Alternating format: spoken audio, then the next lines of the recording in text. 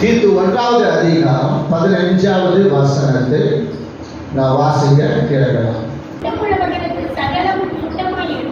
சுத்தம் உள்ளவர்களுக்கு சகலமும் சுத்தமாய் இருக்கும், அசுத்தம் உள்ளவர்களுக்கும் அவிசுவாசம் உள்ளவர்களுக்கும் ஒன்றும் சுத்தமாய் இராது. அவருடைய புத்தியும் மனசாட்சியும் அசுத்தமா இருக்கும். அப்ப யாருக்கு சுத்தமா இருக்குன்றாரு? சுத்தம் உள்ளவருக்கு. அவருடைய மனசாட்சி அவங்களுக்கு எப்படி இருக்கும்? அசுத்தமா இருப்பது இல்லை. அப்போ சுத்தம் உள்ளவர்களுக்கு எல்லாமும் சகலமும் என்னவா இருக்கும்? சுத்தமா இருக்கும் சொல்றாரு.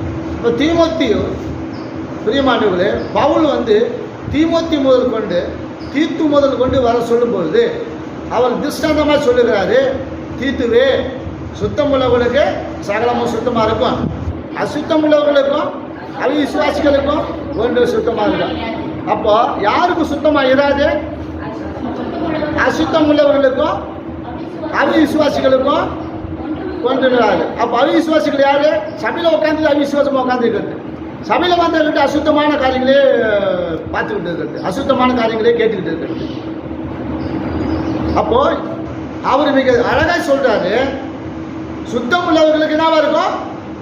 சகலமும் சுத்தமா இருக்கு. அப்போ நாம சபைக்கு வரும்பொழுது நாம் எப்படிப்பட்டவங்களா இருக்க வேண்டும் அப்படின்னு சொல்றாருன்னா, உன்னுடைய வாழ்க்கை முறை, உன் ஜீவிய முறை, உன் பேசக்கூடிய வார்த்தைகள் உனக்கு உன் கண்ணுக்கு பார்ப்பதற்கு எப்படிப்பட்டதா இருக்க வேண்டும்? சுத்தமா. அப்போ நீ சுத்தமா இருந்தா உன் கண்ணு சுத்தமா இருக்கும், நீ சுத்தமா இருந்தா சகலமும் சுத்தமா இருக்கும். அப்போ நம்ம மனசும் நம்முடைய புத்தியும் நம்முடைய மனசாட்சி எப்படி இருக்குமா? ஒன்றும் எப்படி இருக்காதா? அசுத்தமா இராது. அப்ப அவர் சொல்றாரு, அவர்களுடைய புத்தியும் அவருடைய மனசாட்சியும் எப்படி இருக்குன்னு சொல்றாரு? அசுத்தமா இருக்கும். யாருக்கு?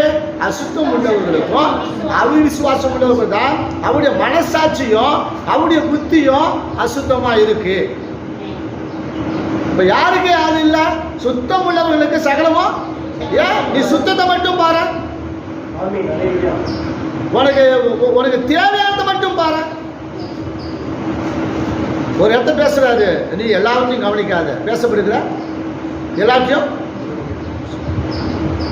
பிரசங்கிறதான் நினைக்கிறாரு. பேச வேண்டிய எல்லா வார்த்தையும் என்ன செய்யாத, நீ கவனிக்காதன்ற. எல்லாத்தையும் ஏன் கவனிக்கிற? தேவையானதை மட்டும், உனக்கு எது தேவையோ அதை மட்டும் என்ன செய்ய. அதான் பிரியமானவர்களே, பவுல் தீத்துக்கு சொல்றார், அப்பா நீ மனசாட்சி சுத்தமா இருக்கா? நீ சுத்தமா இருக்கிறியா? அது சகலமும் சுத்தமா இருக்கும். அசுத்தத்தையும் அவிசுவாசிகளையும் பார்க்காது. ஏன்னா அவங்களுடைய மனசு எப்படி இருக்குமா? புத்தியும் அசுத்தமா தான் இருக்கும். ஏன் அசுத்தத்தையே நீ பார்த்துட்டு இருக்கிற அப்படின்னு தான் அங்க சொல்றார். எதை பார்க்க சொல்றாரு? ஆமா, இப்போ அதாவது நீங்க மத்திய சுவிசேஷம் 15வது அதிகாரம் 28வது வசனத்தை வாசிச்சீங்கன்னா, அங்க ஒரு ஸ்திரீ அவங்க ஒரு காரியத்தை கேட்குறாங்க.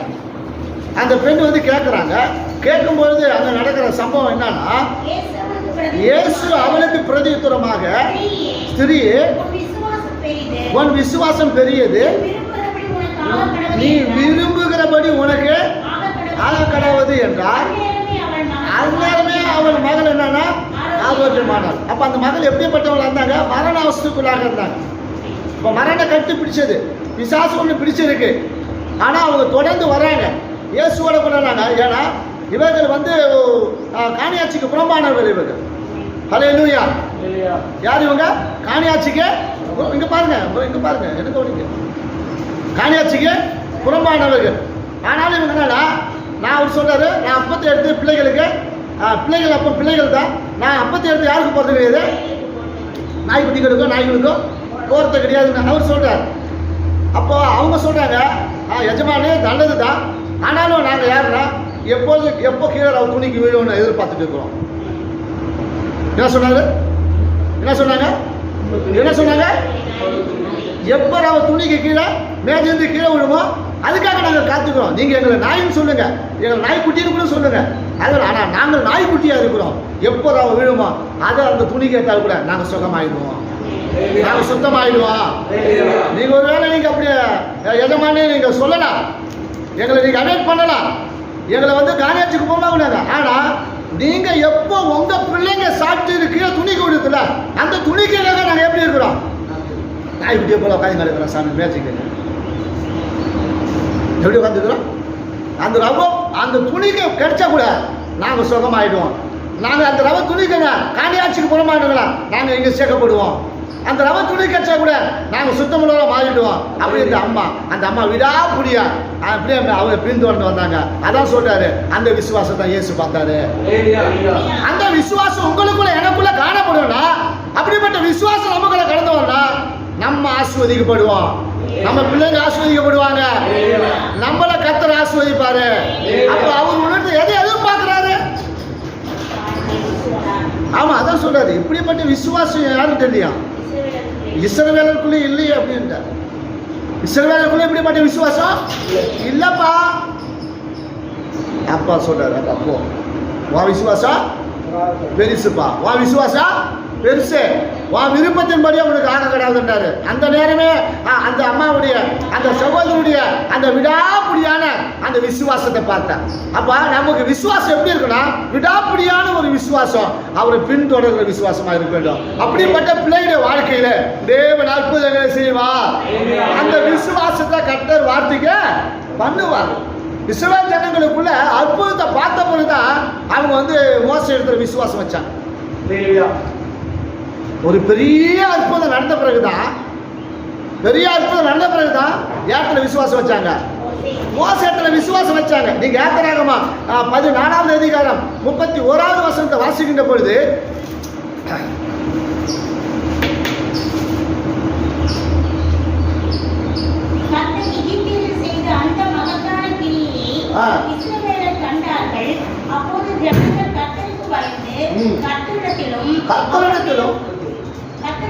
கர்த்தரிடத்திலும் அவருடைய ஊழியக்காரராகிய மோசேயிடத்திலும் விசுவாசம் வைத்தார்கள். எப்போ கர்த்தரிடத்தில் விசுவாசம் வச்சாங்க? எப்போ? அந்த மகத்தான அற்புதம் நடந்த பிறகுதான், அந்த ஒரு பெரிய அற்புதம் நடந்த பிறகுதான் முழு ராணுவத்தையும் கொண்டு செங்கடலை சாகடித்தத இந்த இஸ்ரவேலர்கள் என்ன கண்டாங்க? கண்ணார கண்டாங்க. பாத்துங்க, அப்பதான் யாருக்கு பயந்தாங்க? கர்த்தருக்கே அப்பதான் முழுமையா பயப்படுறாங்க. அப்பதான் என்ன செய்யுங்க? கர்த்தருக்கு என்ன செய்யறாங்க? அவங்க அவருடைய ஊழியக்காரன் மோசேயின் என்ன செய்யறாங்க? அவங்க விசுவாசம் அளிக்கிறாங்க. அப்ப நமக்கு விசுவாசம், ஊழியக்காரனை குறித்த விசுவாசம் இருக்கணும், சபையை குறித்த விசுவாசம் இருக்கணும். இது நம்ம சபை, நம்ம ஊழியக்காரங்க, நமக்காக உபவாசம் பண்ணி, நமக்காக போராடி, நம்ம ஆண்டவரோட கூட போராடி, பிசாசோட போராடி, அவங்க நமக்காக மன்றாடி ஜெபித்து நமக்கு ஆசீர்வாதத்தை கொண்டு வருகிறவங்க, நமக்குள்ள அந்த விசுவாசம் கடந்து வரணும். அந்த விசுவாசம் கடந்து வரணும். அந்த இஸ்ரவேல் ஜனங்கள்லாம் எப்ப விசுவாசம், அது அப்படியேப்பட்ட ஒரு பெரிய அற்புதத்தை பார்த்த பிறகுதான் கர்த்தருக்கே பயந்தாங்க. கர்த்தருக்கு பயப்படுங்க, கர்த்தருக்கு பயப்படுங்க பிரதர் சிஸ்டர், மனுஷனுக்கு பயப்படாதீங்க. கர்த்தர் நம்ம பட்சத்தில் இருந்தா மனுஷன் நமக்கு ஒன்றும் செய்ய முடியாது. கர்த்தரின் பட்சத்தில் மனுஷனுக்கு என்ன செய்வான் அப்படின்ட்டு, அதனால கர்த்தர் நம்ம பட்சத்தில் இருக்கணும். கர்த்தருக்கு நீங்க பயப்படணும். கர்த்தருக்கு பயப்படுத்தா பிரியமானவர்களே, கர்த்தரிடத்திலும் ஊழியக்காரனுடைய விசுவாசம் வரும். அன்னைக்கு தரித்திரமா இருக்கும்போது, அன்னைக்கு கஷ்டமா இருக்கும்போது, அன்னைக்கு வறுமையா இருக்கும்போது, அன்னைக்கு மகா உபத்திரத்தில் கிடக்கும்போது, அன்னைக்கு ஒன்றுமே இல்லாத நமக்கு யாராவது கொடுப்பாங்களா, யாராவது செய்வாங்களா, யார்கிட்ட போய் நிற்போம் அப்படின்ற அப்படிப்பட்ட நிலையிலாம் நம்ம இருந்த பொழுது அதையெல்லாம் மாற்றி, அதையெல்லாம் விடுவித்து, அதையெல்லாம் நீங்கள் உங்கள்கிட்ட கடந்து போய், அந்த தரித்திரங்களை கடந்து போய் இன்னைக்கு ஆஸ்வாதமாக நீங்கள் நிலையில் வந்து நிற்கும் பொழுது இன்னைக்கு ஊழியக்காரன் பிடிக்கல.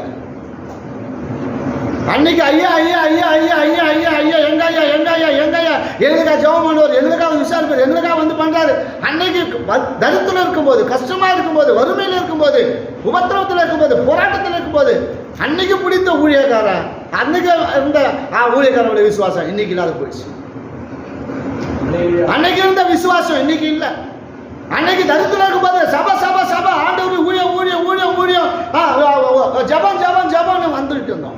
ஆனால் இன்னைக்கு ஆஸ்வதிக்கப்படத்தான் அந்த விசுவாசம் இல்லாத போயிடுச்சு. என் அன்பான சகோதரி, கர்த்தருக்கு கொஞ்சம் பயப்படுங்க, கர்த்தரத்தில் விசுவாசம் வைங்க, ஊழியக்காரனுடைய விசுவாசம் வைங்க. அதான் தேவன் விரும்புகிறார். அப்ப சுத்தம் உள்ளவனுக்கு எல்லாம் என்ன செய்யும்? சுத்தமா தான். சுத்தம் உள்ளவனுக்கு எல்லாம், அசுத்தம் உள்ளவனுக்கும் அவிசுவாசிகள் தான். அவருடைய மனசாட்சி அவங்களுக்கு என்னவா இருக்குது? சுத்தம் இல்லாத போயிடும். அப்படி நீங்க இருக்காதீங்க. ஏன்னா மத்தேயு சுவிசேஷம் 21வது அதிகாரத்துல நீங்கள் 21, 22 வாசிக்கும் பொழுது அப்போ இது எல்லாம் உங்களை மாறணும்னா நீங்க ஜெபம் பண்ணுன்னு சொல்றாரு. நீங்க ஜெபம் பண்ணுங்க. இவைகள் எல்லாம் மாறணுமா? இவைகளாம் நீங்களுமா? விசுவாசத்தோடு கூட ஜெபம் பண்ணுங்க. ஆண்டவரே, எனக்கு சபையை குறித்த ஒரு விசுவாசம் இருக்கணும், உனக்கான மேல விசுவாசம் இருக்கணும், கட்டாவே உண்மையில எனக்கு விசுவாசம் இருக்கணும். சாமி, இவைகளை நான் இழந்து போயிட்டேன், இவைகளாம் விட்டு நான் கைவிடா போயிட்டேன்.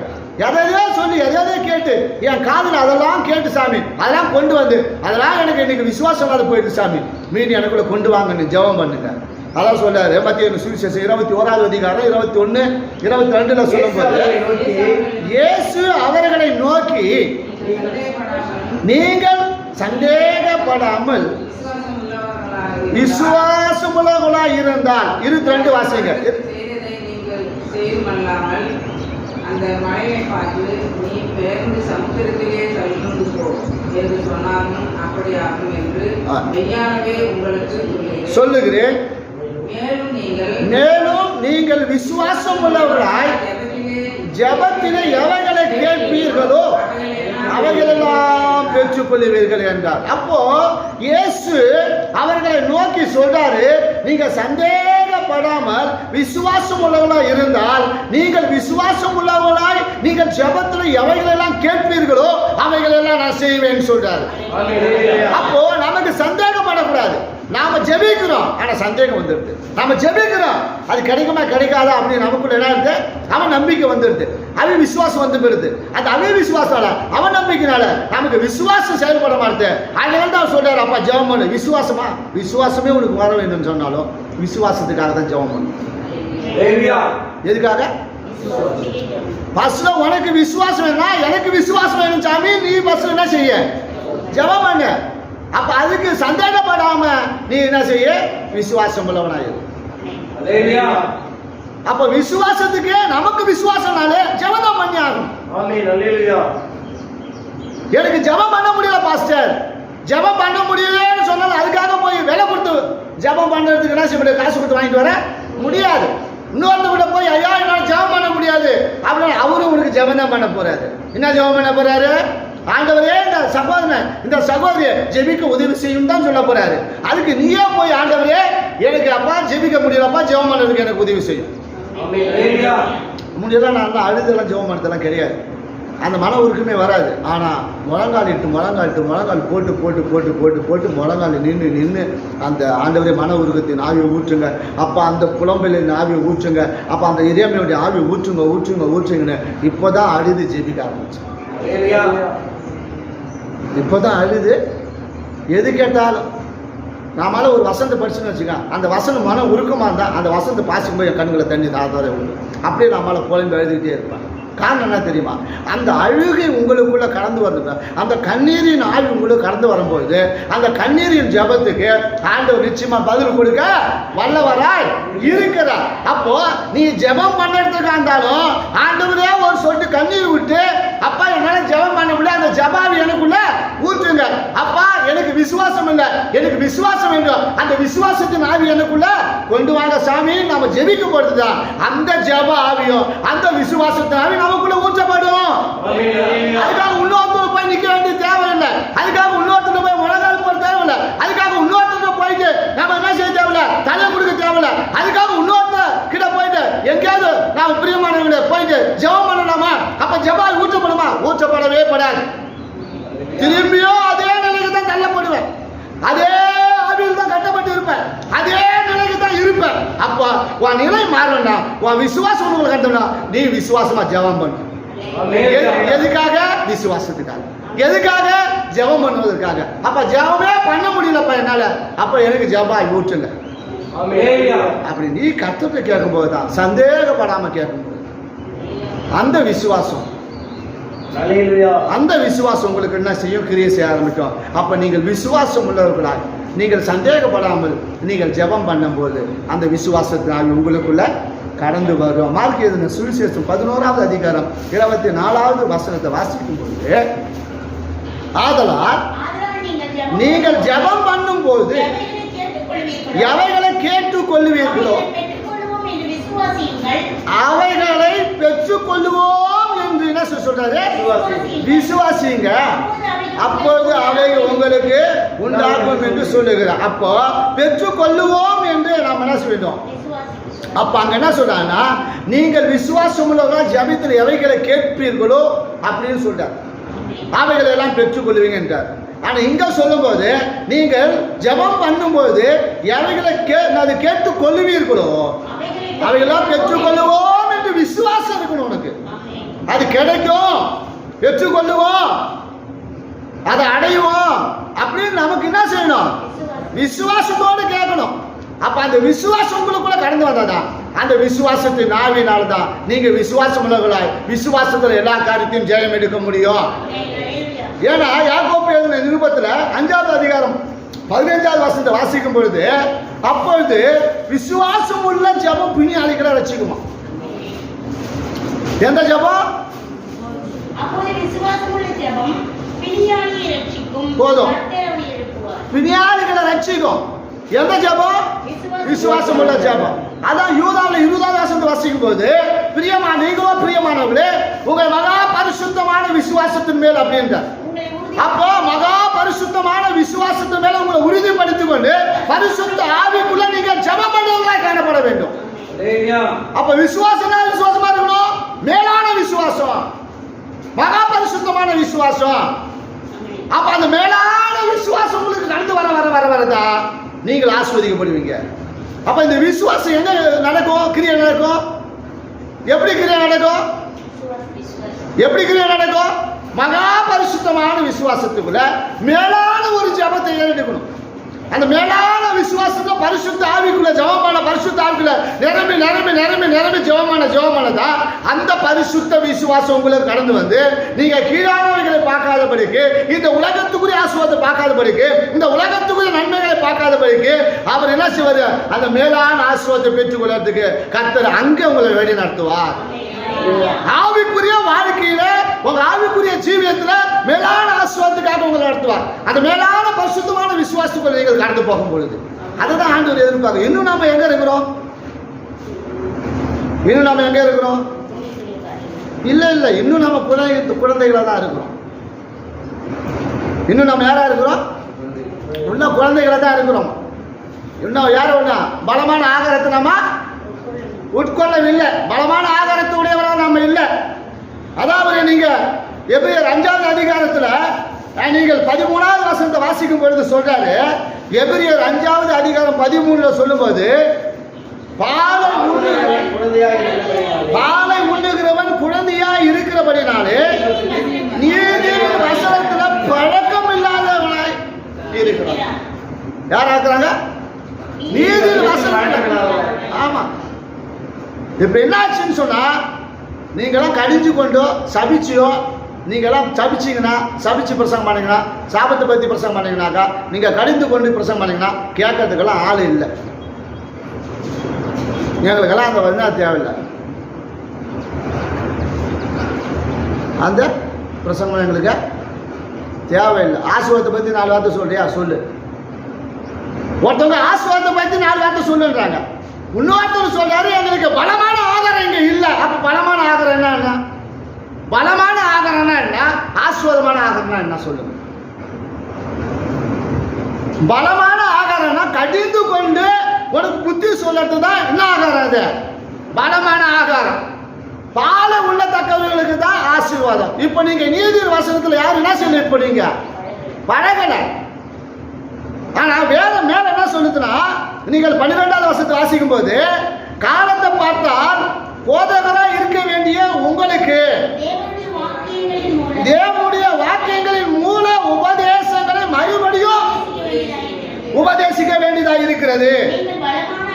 நீங்கள் பலமான ஆகாரத்தை அல்ல, பாலை உண்ணத்தக்கவராய் பாலை உண்ணத்தக்கவர்களானீர்கள். இப்போ என்ன சொல்றாரு? பலமான ஆகாரம் எல்லாம் உங்களுக்கு தேவையில்லை. இப்போ பலமான ஆகாரம் எல்லாம் தேவையில்லை. ஏன்னா காலத்தை பார்த்தா நீங்க யாரா இருக்கணும்னா இத்தனை வருஷம் சபையில இருந்து நீங்க எல்லாம் ஒரு போதகரா இருக்கணும்ன்ற. கஞ்சனூர்ல ஊழியம் செய்து கொண்டிய மைத்துனர் இருக்கிறார். அவரெல்லாம் ஒரு 3 வருஷம் தான் ஊழியம் செஞ்சாரு, விசுவாசி இருந்தார். அதுக்குள்ள அவர் கஞ்சனூர் ஊழியம் வந்தார். அப்போ சூரப்பட்டு சைடில் ஒரு ஊழியக்காரர் இருக்கிறார், பாஸ்டர் எங்களோட கூட இருந்தார். அவர் ஒரு 3 வருஷம் தான் அவர் விசுவாசி இருந்தார். இன்னைக்கு அவர் 5 சபையாக நடத்துகிறார். எல்லாம் சொந்த சபை தான். காசு சூரப்பட்டில் ஒரு 10-15 சென்ட் வாங்கி போட்டு ஒரு பெரிய இதை போல் 60-30 ஷெட்டை போட்டு நடத்துகிறாரு. அனந்தபுரத்தில் போய் திரும்ப பார்த்தீங்கன்னாக்கா அந்த அனந்தபுரத்தில் 2 இடத்த வாங்கி ஒரு வீட்டை கட்டாரு, ஒரு சபை கட்டாரு, இன்னொரு இடத்த இடம் வாங்கினாரு, அங்கே சபை கட்டாரு. இப்போ எனக்கு முன்னாடியா சின்ன பையன் 3 வருஷம் தான். நாமெல்லாம் 10 வருஷம் 5 வருஷம் சபையில இருக்கிறோம். ஹல்லேலூயா. ஒரு ஊழியத்தை செய்ய முடியல, நம்மளால ஒரு ஆத்மா ஆதாயம் பண்ணி கொண்டு வர முடியல. ஆனா நம்ம யாரா இருக்கிறோம் இன்னும்னா எதுல பழக்கப்பட்டு இருக்கிறோம்னு பழகிறோம்னு சொன்னா இன்னும் பால் உண்ணக்கூடியவர்கள தான் நாம சபையில இருக்கோம். பலமான ஆகாரம் சாப்பிட்ற அளவுக்கு ஆளு இல்ல. அப்போ காலத்தை பார்த்தா யாரா இருக்க வேணுமா? போதகரா இருக்கணும். இன்னும் நம்ம யாரா இருக்கிறோம்? குழந்தைகளாவே பாலை உண்ணுக்கிற குழந்தைகளாவே இருக்கிறோம். எங்க விசுவாசம் இருக்க? நல்லா ஊழியத்துக்கு வந்தேன், விசுவாசத்தை எல்லாம் விட்டுட்டு விசுவாசத்தோட தான் வந்தேன்.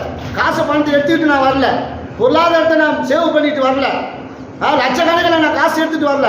வெறும் 2000 எடுத்துட்டு வந்தேன் இந்த ஊழியத்தை ஆரம்பித்தோம். ஆனால் நான் செல்வ சீமானாக தான் இருந்தேன்.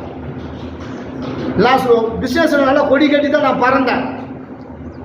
5 பேருக்கு சம்பளம் கொடுத்து தான் நான் முன்னாடி பிஸ்னஸ் பண்ணிட்டு இருந்தேன். அன்னைக்கு வந்த சம்பளம் அன்னைக்கு வந்த காசெல்லாம் அந்த ஊழியத்துக்கு தான் போட்டு செலவு பண்ணும். அந்த உபதேசம் என்னன்னா காசு சேர்க்கக்கூடாது, பணத்துக்காக பொருளை சேர்க்கக்கூடாது, இன்னைக்கு வந்தா பொருளுக்கு போயிடணும், இதெல்லாம் கீழே விட்டு போயிடுவே அப்படின்னாங்க.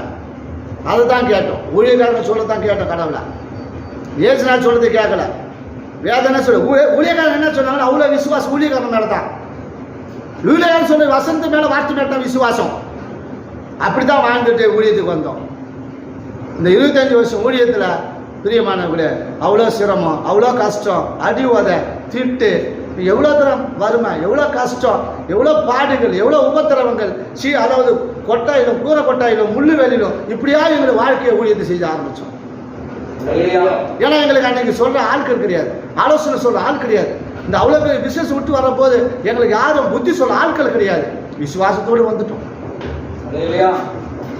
விசுவாசத்தோடு இந்த 25 ஆண்டு ஊழியத்தில் பிரியமானவர்களே இந்த வருஷத்தில் எனக்கு எந்த போல இது என்னால் ஜீர்ணிக்க கூட முடியல, என்னால் சகிக்க கூட முடியல. ஊழியத்தை விட்டு ஓரத்துக்கும் சில நேரத்தில் பாஸ்டம்மா சொன்னாங்க, முந்தானத்து சொன்னாங்க, எங்கேயா டிரான்ஸ்ஃபர் வாங்கி போயிடலாமா ஐயாட்ட கேட்டு பாருங்க, இதெல்லாம் தாங்க முடியலைங்க என்னால். நான் சரி பாவி இவ்வளோ தூரம் கட்டமைச்சு வச்சுட்டோம், இவ்வளோ தூரம் செலவு போய் இவ்வளோ தூரம் நாம் என்ன செஞ்சிட்டோம், கஷ்டப்பட்டு இவ்வளோ தூரம் நின்றுட்டோம், இப்போ போய் இதுன்றிய இதை விட நம்ம லோவான இடத்த விட்டா என்ன செய்வேன், பரவாயில்ல போயிடலாங்க, இந்த மக்கள் முகத்தை பார்க்கறத விட அங்கேயாவது போயிட்டு எங்கேயா புதுசாக பார்க்கலாம் ஆள ஆரம்பித்தாங்க. அப்படியே அவங்கள விட்டுட்டு வெளியே வந்துருக்கேன், எங்கேயாவது வேலைக்கு வேலை இருக்கு அப்படின்ட்டு நாமளை வெளியே வந்தேன். 25 வருஷம் ஊழியத்தில் இது எங்களால் ஜீர்ணிக்க முடியாத ஒரு காரணம். இருந்தாலும் பிரியமானவங்களே வேதம் சொல்லுகிறது, என்ன சொல்லப்பட்டிருக்கிறது வாசிக்கலாம். பிரியமானவங்களே காலத்தை பார்த்தா இன்னும் திரும்பி வேத வாக்கியமாக மூல உபதேசத்தை பிரசங்கம் பண்ணுறது அசிங்கமா இருக்கு எங்களுக்கு. இதை பேர் சொல்லறதுக்கு எங்களுக்கு வெக்கமா இருக்கு இதெல்லாம் பார்க்கும்போது. எப்படி இந்த மக்களை பரலோகம் போறதுன்னு கொண்டு போறதுன்னு தெரியல. இந்த மக்கள் பரலோகம் போமா நரகத்துக்கு போமா புரியல எங்களுக்கு நாங்க பண்ற பிரசங்கமே. ஹல்லேலூயா.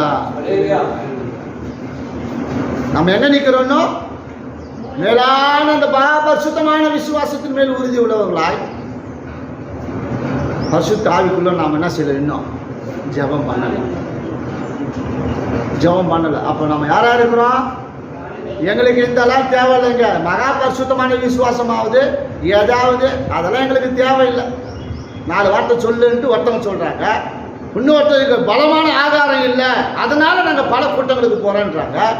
பலமான ஆகாரம் என்னன்னு தெரியல, குழந்தைங்களுக்கு கொடுக்குற ஆகாரம் என்னன்னு தெரியல. எல்லாம் வேத வசனம் போகிறது சிஸ்டர்.